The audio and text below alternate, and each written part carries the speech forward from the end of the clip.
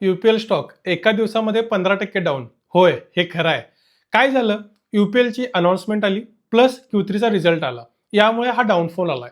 त्याआधी यूपीएल हा स्टॉक नेमका काय आहे? यूपीएल हा केमिकल मेकर कंपनी आहे, जी आपल्या शेतामध्ये जी कीटकनाशकं येतात ना, 10 पैकी 9 कीटकनाशकं यांचीच असतात. सो इंडियाचा हा एक लीडिंग स्टॉक आहे.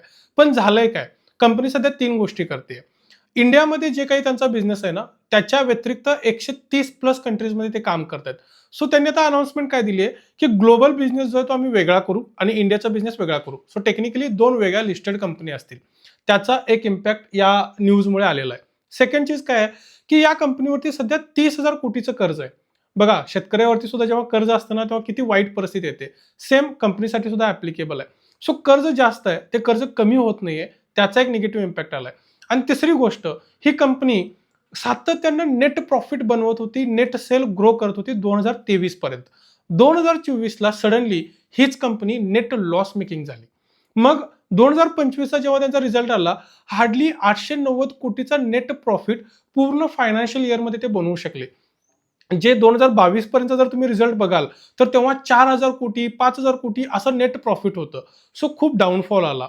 आत्ता करंटली Q3चा जो रिझल्ट आलाय, FY26 Q3चा जो रिझल्ट आलाय, त्या रिझल्टमध्ये काय दिसतंय? नेट प्रॉफिट 50% ने डाऊन आहे, पण सेल ग्रो होतोय. सो या 3 फॅक्टरमुळे हा स्टॉक पडलाय.